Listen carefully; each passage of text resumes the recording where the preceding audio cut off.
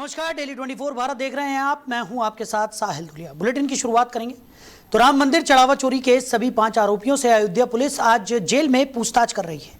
तो police team jail पहुंच गई है और अयोध्या जेल की हाई सिक्योरिटी सेल के अलग अलग बैरक में सभी 5 आरोपियों को रखा गया है। तो जेल में बने इंट्रोगेशन रूम में सभी से पूछताछ हुई। अलग अलग पूछताछ से पुलिस सभी के एक दूसरे से कनेक्शन की कहानी को भी जोड़ेगी। तो पुलिस ने हर एक आरोपी से अलग अलग पूछताछ के अलग अलग सवाल भी तैयार कर लिए हैं। सभी आरोपियों से की गई पूछताछ को पुलिस मोबाइल डेटा और सीसीटीवी के जरिए क्रॉस चेक करेगी।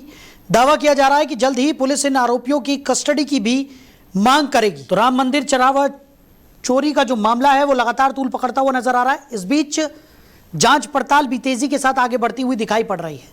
आज पुलिस 5 आरोपियों से जेल में पूछताछ करने पहुंची है। अब पुलिस ने तमाम सवालों की लिस्ट भी तैयार की है। अब देखना यह होगा कि पुलिस की पूछताछ में क्या कुछ नए पहलू निकलकर सामने आते हैं। तो इन 5 आरोपियों के एक दूसरे से कनेक्शन भी पुलिस खंगालने की पुरजोर कोशिश करती हुई नजर आएगी। सवालों की एक लंबी चौड़ी लिस्ट पुलिस ने तैयार की है और उसी लिस्ट के तहत पुलिस इन 5 आरोपियों से आज जेल में पूछताछ करने पहुंची है। तो वहीं इनके जो भी जवाब होंगे उसके बाद उसे डेटाबेस से मैच किया जाएगा और सीसीटीवी फुटेज भी जो पुलिस के पास है उससे भी इनके जवाबों को मैच करने की कोशिश की जाएगी। तो 5 आरोपियों से आज जेल में पूछताछ पुलिस कर रही है और इसी खबर पर ज़्यादा चर्चा के लिए हमारे मैनेजिंग एडिटर रमेश ठाकुर जी हमारे साथ जुड़ गए। रमेश जी, राम मंदिर चढ़ावा चोरी का जो मामला है उसमें तमाम तरीके की चीज़ें निकलकर सामने आ रही हैं।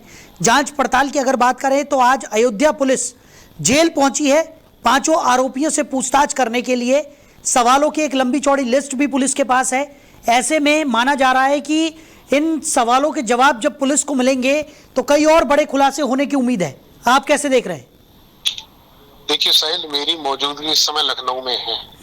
लखनऊ में मैं देख रहा हूँ जिस कल चूंकि भाजपा के राष्ट्रीय अध्यक्ष नितिन गडकरी का भी आना था, तो उसमें जो भीड़ उमड़नी चाहिए वो भीड़ नहीं उमड़ी। पहली बात तो उसके बाद में यही चर्चाओं का विषय बना हुआ कि कल जब ये एसआईटी पूछेगी और पूछताछ होगी क्या उसमें निकल के आएंगी।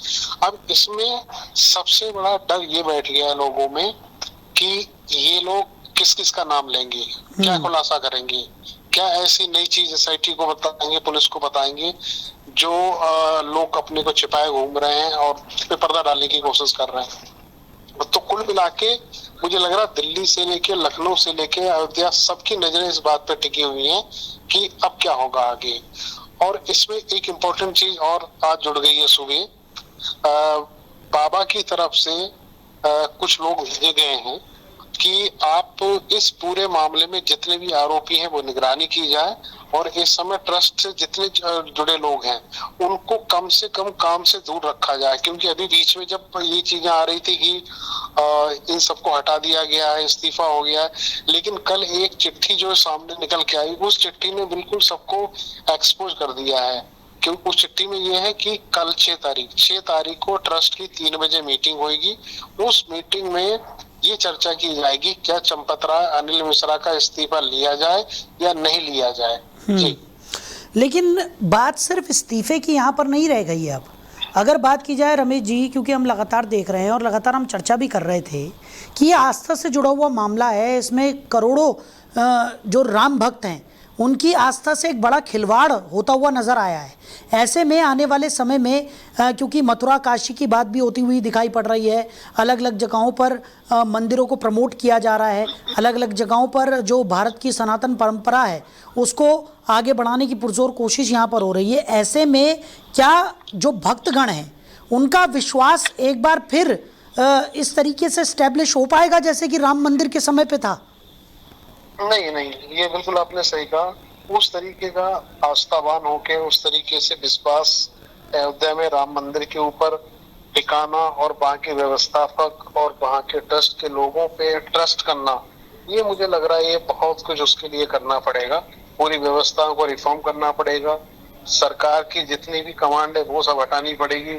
ट्रस्ट की जो चीजें वो सब हटानी पड़ेगी। ये सब चीजों को लेके जब तक चीजें तो रमेश जी से हमारा यहाँ पर संपर्क टूट गया है, उनसे दोबारा जुड़ने की हम कोशिश करेंगे, लेकिन इस वक्त जो स्थिति बनी हुई है उससे साफ तौर पर जाहिर है कि कई तरह के सवाल हैं जिनके जवाब राम भक्तों को भी चाहिए। जिन लोगों ने राम मंदिर के लिए चंदा दिया है उन्हें भी अपने सवालों के जवाब चाहिए, और इस वक्त सबसे ज़्यादा ज़रूरी, क्योंकि इन्वेस्टिगेशन की जो प्रक्रिया है वो लगातार आगे बढ़ रही है, जांच प्रक्रिया आगे बढ़ रही है, और ऐसे में पुलिस के पास भी लंबी चौड़ी फेहरिस्त है सवालों की जिनके जवाब पुलिस को यहाँ पर चाहिए, ताकि आने वाले समय में इस तरीके की घटना की पुनरावृत्ति यहाँ पर ना हो। रमेश ठाकुर जी हमारे मैनेजिंग एडिटर एक बार फिर से हमारे साथ जुड़ गए। रमेश जी, आप सुन पा रहे हैं आप मुझे? मैं हाँ आवाज आ रही है जी। रमेश जी, आपसे हमारा संपर्क यहाँ पर टूट गया था। एक बार फिर से सवाल को मैं दोहराना चाहूंगा कि जिस तरीके की आस्था है। देखिए हाँ। तो सवाल सुन लिया था मैंने जी। बिल्कुल आपने सही कहा कि जो राम भक्तों की, सनातनियों की जितनी भी आस्था थी, क्या वो दोबारा से बन पाएगी? मुझे लगता है उसमें बहुत टाइम लगेगा, चीजों की व्यवस्था को रिफॉर्म करना पड़ेगा, तब ये होगी। अब बात आ जाती है जिस तरीके से ये एसआईटी ने जांच को तेजी किया है, और आज सुबह क्या हुआ, बीएचपी के जो राष्ट्रीय अध्यक्ष है आलोक कुमार जी, उन्होंने भी एक चिट्ठी दी है। जो विवेचक इसके हैं भास्कर तिवारी शायद उनका नाम है, जो पूरे मामले की जांच कर रहे हैं, तो उनको दी है कि उसपे केजरीवाल से भी पूछा जाए, संजय सिंह से भी पूछा जाए, अखिलेश यादव से भी पूछा जाए कि उन्होंने पहले आरोप क्यों लगाया। मतलब कुल मिला के पूरे मामले को डाइवर्ट करने की कोशिश की जा रही है, पूरे मामले को राजनीतिक रंग देने की कोशिश की जा रही है। ये तब किया जा रहा है जब लाखों की पैसों की रिकवरी हो चुकी है, धन बरामद हो चुका है, उसके बावजूद भी ये लोग डाइवर्ट करने की कोशिश कर रहे हैं। मतलब निर्जलता की और झूठ का जितना भी एक पाखंड एक समुद्र बहना चाहिए वो बह चुका है, बावजूद भी ये लोग ये कह रहे हैं कि हम किसी भी तरीके से हम अपने को बचा लें। लेकिन मुझे लग रहा है संदेश जहां तक जाना था वहां चला गया। थू जितनी होनी थी, जितनी बदनामी होनी थी, हो गई। और रही बात, तो आपने कहा कि क्या इस मंदिर के नाम पे सनातनियों के बीच में वो आस्था दोबारा से उमड़ पाएगी? फिलहाल तो मुझे नहीं लगता कि राम भक्तों के दिल पे जितनी ठेस पहुंची है कि वो बहुत जल्दी उसको रिकवर कर पाए और वो आस्था लोगों को फिर बनी रहे, मुझे ऐसा प्रतीत होता नहीं है जी। अच्छा रमेश जी, सबसे महत्वपूर्ण एक सवाल, क्योंकि इस पूरे मामले में अलग अलग तरीके की प्रतिक्रियाएं भी निकलकर सामने आ रही हैं, खासकर उन लोगों की जिन लोगों ने राम मंदिर निर्माण में अहम भूमिका निभाई है, चाहे वो भाजपा नेता विनय कटियार हो या फिर उसके अलावा भी तमाम धर्म गुरु हों जिन्होंने राम मंदिर निर्माण में अपना सर्वोच्च योगदान यहाँ पर दिया है। उनकी तरफ से भी अलग अलग तरीके की प्रतिक्रियाएं निकलकर सामने आ रही हैं, लेकिन सब एक बात को बार बार दोहरा रहे हैं, और वो ये बात है कि जो भी दोषी है उसके खिलाफ कड़ी से कड़ी कार्रवाई यहाँ पर होगी और होनी भी चाहिए, ताकि लोगों की आस्था को पुनर्जीवित यहाँ पर किया जा सके। लेकिन जिस तरीके से ये जांच पड़ताल आगे बढ़ रही है, कई तरह के सवाल भी खड़े हो रहे हैं कि आखिर जैसे कि चंपत राय का नाम निकलकर सामने आया था कि उनका नाम एफआईआर में क्यों दर्ज नहीं किया गया, और एसआईटी की जांच पड़ताल पर भी तमाम तरीके के विपक्षी नेताओं ने सवालिया निशान खड़े कर दिए हैं। ऐसे में इस पूरी जांच पड़ताल को लेकर भी लोगों के मन में संशय बन गया है। देखिए पूरा मामला पानी की तरह साफ है, इसमें कोई मुझे लगता है एसआईटी को ज्यादा मशक्कत करने की जरूरत नहीं है। आरोपी उनके पकड़ में है, दोषी किनको बनाना है, पैसा किनके पास है, जितनी एसआईटी के पास चीजें होनी चाहिए किसी भी मामले को इन्वेस्टिगेट करने के लिए, वो सारी चीजें आ गई है। अब इसमें चंपत राय का नाम क्यों नहीं डाला गया और अनिल मिश्रा का नाम, बाकी जो बड़े बड़े जिनके नाम हम लोग ले रहे हैं उनका नाम क्यों नहीं डाला जा रहा है? यहाँ पे सिर्फ और सिर्फ बचाने की कोशिश की जा रही है। अब ये सोशल मीडिया पे ट्रेंड चल रहा है कि चंपत राय तो बहुत अच्छे आदमी रहे, उन्होंने पूरा जीवन राम मंदिर में खपा दिया। अरे ठीक है, हम भी मानते हैं, बड़ा इज्जत उनका, सम्मान उनके प्रति रहा, लेकिन जब विधिक तरीके से कोई कार्रवाई हो रही है कानून की तरफ से,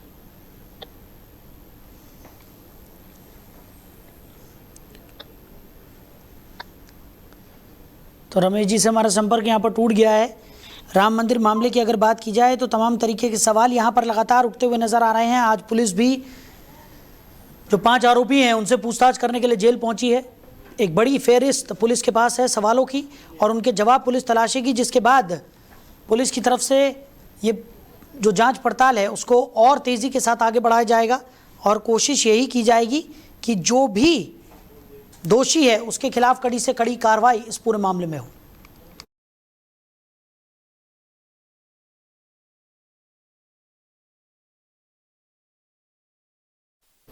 वहीं दिल्ली में आज से वीकेंड ट्रैफिक कोर्ट की शुरुआत हो गई है। इस नई व्यवस्था के तहत 11 जिला अदालतों में 22 विशेष बेंच बनाई गई हैं जो लंबित ट्रैफिक चालानों की सुनवाई करेगी।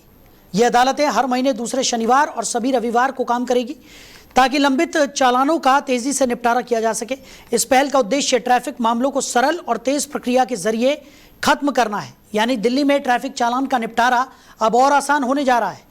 लोगों की सुविधा और लंबे समय से लंबित चालानों को जल्दी निपटाने के लिए 5 जुलाई 2026 यानी आज से दिल्ली की डिस्ट्रिक्ट कोर्ट में वीकेंड ट्रैफिक कोर्ट शुरू कर दिए गए हैं। ये पहल दिल्ली डिस्ट्रिक्ट कोर्ट और दिल्ली ट्रैफिक पुलिस के संयुक्त प्रयासों के साथ शुरू की गई है और वीकेंड ट्रैफिक कोर्ट हर महीने दूसरे शनिवार और सभी रविवार को संचालित होगा। अदालतों का समय सुबह 10 बजे से 1 बजे और दोपहर 2 बजे से शाम 4 बजे तक रहेगा, जिसमें गाड़ियों के चालान से प्रभावित लोगों को आसानी से राहत मिल सकती है। तो आपको बता दें कि यह सुविधा 30 हजारी, पटियाला हाउस, साकेत, द्वारका, रोहिणी और करकटडूमा सहित दिल्ली के सभी डिस्ट्रिक्ट कोर्ट परिसरों में उपलब्ध होगी। जिन लोगों के कंपाउंडेबल ट्रैफिक चालान वर्चुअल कोर्ट में लंबित हैं, वो निर्धारित पोर्टल से अपना चालान डाउनलोड कर अदालत में पेश कर सकेंगे। इसके बाद कानूनी प्रक्रिया के अनुसार मौके पर ही चालान का निपटारा कराया जा सकेगा। इस नई व्यवस्था से लोगों को वर्चुअल कोर्ट की प्रक्रिया में आने वाली दिक्कतों से राहत मिलेगी, साथ ही लंबित चालानों का तेजी से निपटारा होगा। ट्रैफिक नियमों के पालन को बढ़ावा मिलेगा और अदालतों का बोझ भी कम होता हुआ दिखाई पड़ेगा। तो इसी खबर पर ज्यादा जानकारी के साथ हमारे सहयोगी अजीत हमारे साथ जुड़ गए हैं। अजीत, दिल्ली में अब ट्रैफिक चालान का निपटारा आसान होने की उम्मीद जताई जा रही है। आज से स्पेशल बेंच जो है वो नई व्यवस्था की शुरुआत कर रही है। 11 डिस्ट्रिक्ट कोर्ट में 22 स्पेशल बेंच बनाई गई है जो चालानों का निपटारा करेगी। क्या कुछ जानकारी?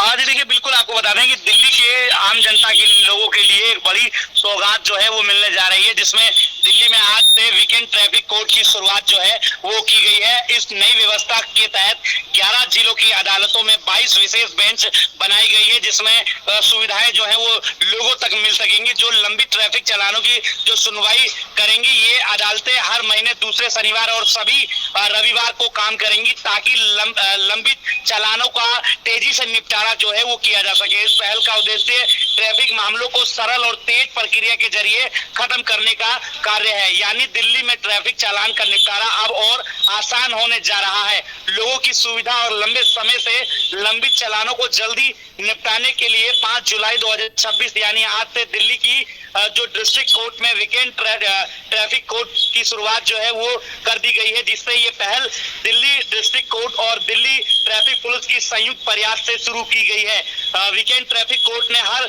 महीने दूसरे शनिवार और सभी रविवार को संचालित किया जाएगा। अदालतों का समय सुबह 10 बजे से 1 बजे और दोपहर 2 बजे से 4 बजे तक का किया गया है, जिसमें गाड़ियों के चालान से प्रभावित लोगों को आसानी से राहत मिल सकेगी। ये सुविधा 30 हजारी, पटियाला हाउस, साकेत, द्वारा, रोहिणी और करकटडूमा सहित दिल्ली के सभी डिस्ट्रिक्ट कोर्ट परिसर में ये प्रक्रिया उपलब्ध होगी। जिन लोगों को कंपाउंडेबल ट्रैफिक चालान वर्चुअल कोर्ट में भी लंबित है, वो निर्धारित पोर्टल से अपना चालान डाउनलोड कर अदालत में भी पेश कर सकेंगे। इसके बाद कानूनी प्रक्रिया के अनुसार मौके पर ही चालान का निपटारा किया जा सकेगा। इस नई व्यवस्था से लोगों को वर्चुअल कोर्ट की प्रक्रिया में आने वाली दिक्कतों से भी राहत मिलेगी, साथ ही लंबित चालानों का तेजी से निपटारा हो पाएगा। ट्रैफिक नियमों को पालन बढ़ावा मिलेगा और अदालतों को भी कम बोझ होगा। हालांकि कई ऐसे लोग हैं जो कई साल लग जाते हैं, जिनका चालान जो है वो नहीं भर पाते हैं, कई महीने लग जाते हैं, तो उनके लिए एक बड़ी शुरुआत की गई है और एक बड़ी सौगात के साथ साथ लोगों को बड़ी राहत मिलने जा रही है आज से। बिल्कुल, और कहीं ना कहीं जो लंबित पड़े हुए चालान हैं उनका भी निपटारा अब जल्द होने की उम्मीद यहाँ पर है। और लोग जो कि परेशान होते थे, लोक अदालत का इंतज़ार यहाँ पर करना पड़ता था चालानों के निपटारे के लिए, और उसमें भी बहुत से चालान लंबित रह जाते थे। अब माना जा सकता है कि ये जो नई प्रक्रिया, नई व्यवस्था शुरू हुई है, उससे लोगों को बहुत ज़्यादा राहत मिलेगी और आने वाले समय में चालानों के भी निपटारे को लेकर लोगों में जो एक डर का माहौल था वो भी थोड़ा सा कम होता हुआ दिखाई पड़ेगा।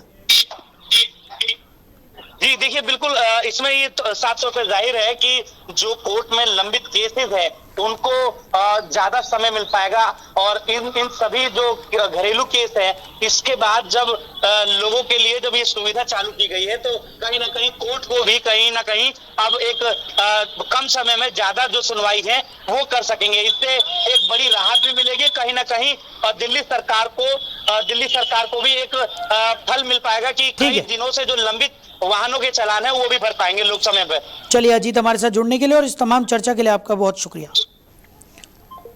तो दिल्ली में आसान अब ट्रैफिक चालान का निपटारा हो गया है। 5 जुलाई से नई व्यवस्था की शुरुआत कर दी गई है, यानी आज से इस नई व्यवस्था की शुरुआत के साथ 11 डिस्ट्रिक्ट कोर्ट में 22 स्पेशल बेंच अब कार्यरत होंगी और हर महीने दूसरे शनिवार और सभी रविवारों को ट्रैफिक चालानों का निपटारा कोर्ट के माध्यम से किया जाएगा।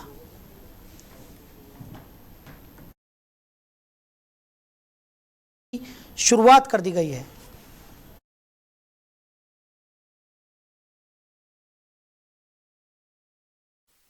उधर बेंगलुरु जल बोर्ड ने अल नीनो के कारण शहर में पानी की किल्लत को देखते हुए कई कड़े नियम जारी कर दिए हैं। अब से गाड़ी धोना, बागवानी करना, सड़क धोना या निर्माण कार्य जैसे कामों के लिए पीने के पानी का इस्तेमाल करना पूरी तरह से प्रतिबंधित कर दिया गया है। यहां तक कि स्विमिंग पूल को भी पीने के पानी की जगह ट्रीटेड या मंजूर पानी का उपयोग करना होगा। पानी बचाने के लिए हर घर और इमारत में एरेटर लगाना अनिवार्य कर दिया गया है। इससे पानी की खपत आधी तक कम हो सकती है। और BWSSB की अध्यक्ष डॉक्टर मंजुला ने बताया कि पानी की मौजूदा किल्लत को देखते हुए इसे बचाने में जनता का सहयोग बेहद अहम होगा। अगर नए नियमों का पालन नहीं करते या एरेटर नहीं लगाते तो कम से कम 5,000 रुपये का जुर्माना भरना पड़ सकता है और पानी की सप्लाई 50% तक कम की जा सकती है।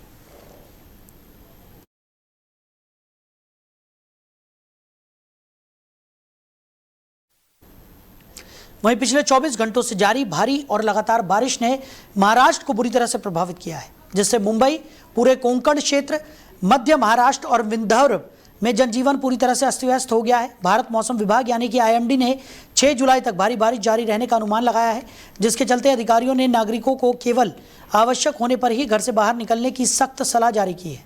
मुंबई, ठाणे, पालघर, रायगढ़, रत्नागिरी और सिंधुदुर्ग जिलों के लिए रेड अलर्ट जारी किया गया है, जिसके चलते आपातकालीन प्रतिक्रिया दल हाई अलर्ट पर है।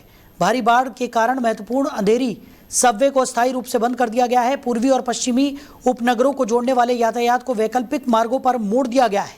अंधेरी MIDC में रोल्टा जंक्शन के पास और SEEPZ गेट नंबर 2 के बाहर भीषण जलभराव के कारण Jogeshwari Vikhroli link road JVLR की ओर जाने वाली यातायात में भारी बाधा उत्पन्न हुई है। मुंबई की जीवन रेखा, स्थानीय रेल नेटवर्क बुरी तरह प्रभावित हुआ है।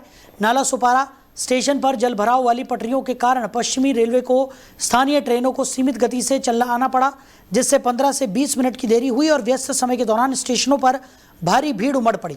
मुंबई के पड़ोसी जिलों में भी स्थिति कुछ ऐसी ही गंभीर है। डोंबिवली रेलवे स्टेशन और उसके आसपास के बाजार पूरी तरह से जलमग्न हो गए। बाढ़ का पानी कई दुकानों में घुस गया, जिससे स्थानीय व्यापारियों को भारी आर्थिक नुकसान हुआ और यात्रियों को कमर तक गहरे पानी से होकर गुजरना पड़ा। भारत मौसम विज्ञान विभाग ने महाराष्ट्र के कई जिलों में 7 जुलाई तक बारिश का हाई अलर्ट जारी कर दिया है। अनुमान है कि कई इलाकों में सप्ताह के अंत तक 200 मिलीमीटर से 250 मिलीमीटर तक भारी बारिश हो सकती है। अधिकारियों ने बताया कि लगातार मानसून की भारी बारिश के कारण मौसम विभाग ने मुंबई, ठाणे और आसपास के कई जिलों के लिए रेड अलर्ट जारी किया। मौसम विशेषज्ञों ने चेतावनी दी है कि सप्ताह के अंत तक महाराष्ट्र में मानसून की गतिविधियां बहुत तेज रहेंगी और 7 जुलाई तक जारी रहेंगी। रेड अलर्ट मुंबई, ठाणे, पालघर, रायगढ़, सतारा और पुणे में लागू है। स्थानीय नागरिक प्रशासन, फायर ब्रिगेड और आपदा प्रबंधन विभाग को हाई अलर्ट पर रखा गया है। राज्य प्रशासन ने नागरिकों से संपर्क और बिना जरूरत पानी भरे इलाकों या घाटों पर न जाने और आपातकालीन स्थिति में हेल्पलाइन नंबरों पर संपर्क करने की भी अपील की है।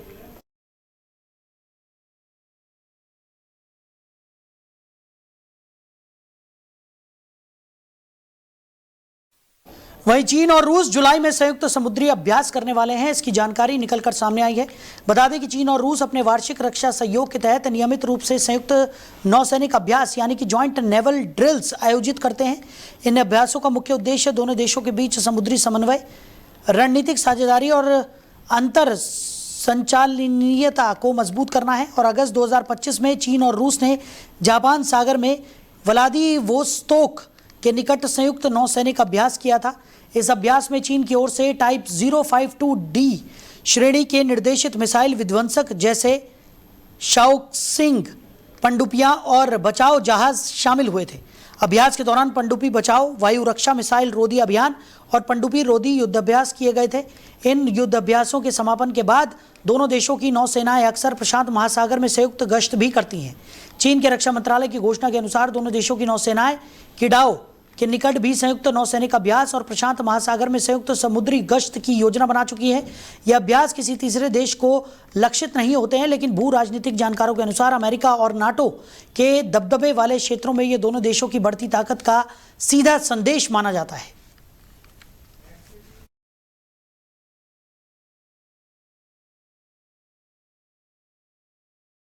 वहीं बहराइच जिले में बहराइच गोंडा हाईवे पर रविवार को एक दर्दनाक सड़क हादसा हो गया। देहात कोतवाली क्षेत्र के चिलवरिया के पास रोडवेज बस और ट्रैक्टर ट्रॉली के आमने सामने की टक्कर में ट्रैक्टर चालक की मौके पर ही मौत हो गई, जबकि बस में सवार 11 यात्री घायल हो गए। जानकारी के अनुसार रोडवेज बस गोंडा से बहराइच की ओर जा रही थी।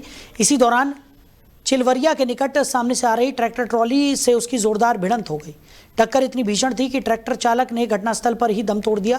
हादसे में बस में सवार कई महिलाएं और बच्चे भी घायल हुए हैं। घायलों में एक महिला की हालत गंभीर बताई जा रही है। घटना की सूचना मिलते ही पुलिस और एम्बुलेंस की टीम मौके पर पहुंची। सभी घायलों को तत्काल बहराइच मेडिकल कॉलेज अस्पताल भेजा गया, जहां उनका उपचार जारी है। पुलिस ने मृतक के शव को कब्जे में लेकर पोस्टमार्टम के लिए भेज दिया है। फिलहाल पुलिस हादसे के कारणों की जाँच कर रही है और दुर्घटना के संबंध में आवश्यक वैधानिक कार्रवाई की जा रही है। आज सुबह लगभग 5 बजे गोंडा की तरफ से आ रही थी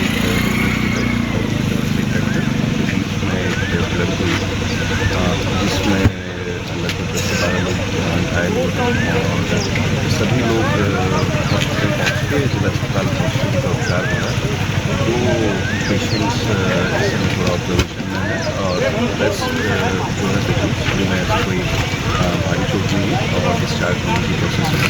इसके एक जो लास्ट इसमें फैक्ट्री के ड्राइवर का चल रहा है उनको भी निकाल के हॉस्पिटल पहुँचा दिया गया। सभी का उपचार जारी है। घायलों को इसमें सहायता होगी, वो जल्द से जल्द मन कराई जाएगी और जो पेशेंट्स अभी एडमिट हैं उनको एक बार विजिट करके मेरे अस्पताल के द्वारा फिर से एक बार देख के अच्छी तरह उपचार मिल सके, ये प्रयास किया जा रहा है। आज सुबह लगभग 5 बजे। तो खबर पर ज्यादा जानकारी के साथ हमारे सहयोगी राहुल वर्मा हमारे साथ जुड़ गए हैं। राहुल, क्या कुछ निकलकर सामने आ रहा है? चिलवरिया के पास ये दर्दनाक हादसा हुआ है, क्या कुछ जानकारी इस वक्त मिल पा रही है? जी, मैं बिल्कुल बताना चाहूंगा कि जनपद बहराइच के कोतवाली देहात क्षेत्र का ये मामला बताया जा रहा है, जहां पर गोंडा बहराइच हाईवे मार्ग पर चिलवरिया के पास एक गोंडा की तरफ से रोडवेज आ रही थी, जिसमें ट्रैली से लदा सीमेंट जा रहा था बहराइच की तरफ और आमने सामने दोनों की भिड़ंत हो गई, जिसमें ट्रैक्टर चालक तुरंत ऑन द स्पॉट मौत हो गई और जो बस में बैठे सवारी थे उसमें 11 लोग घायल हो गए हैं।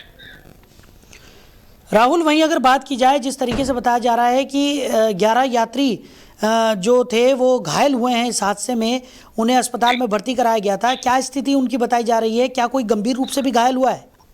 जी बिल्कुल, मैं बताना चाहूंगा, जिसमें एक महिला गंभीर रूप से घायल हुई है, जिसको तुरंत जो है लखनऊ ट्रामा सेंटर के लिए यहाँ से रेफर कर दिया गया और बाकी अन्य का इलाज लगातार जारी है।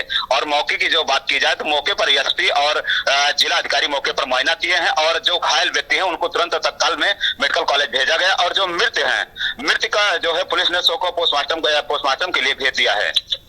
चलिए राहुल, हमारे साथ जुड़ने के लिए और इस तमाम जानकारी के लिए आपका बहुत शुक्रिया। तो चिलवरिया के पास ये दर्दनाक हादसा हुआ है, जहां पर रोडवेज बस और ट्रैक्टर ट्रॉली की भीषण टक्कर हो गई। बताया जा रहा है कि सड़क हादसे में ट्रैक्टर चालक की मौत हो गई है, 11 लोग घायल हुए हैं जिनका उपचार अस्पताल में जारी है।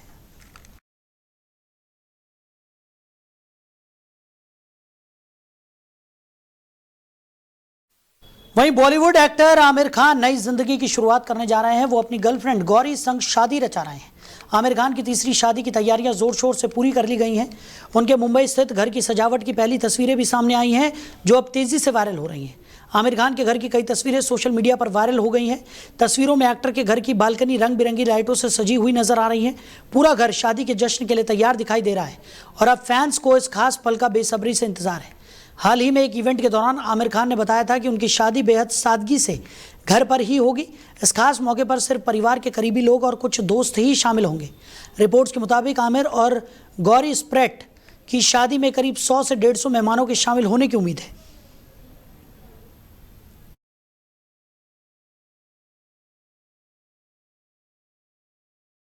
तो फिलहाल इस बुलेटिन में मेरे साथ इतना ही। आप बने रहिए। नमस्कार।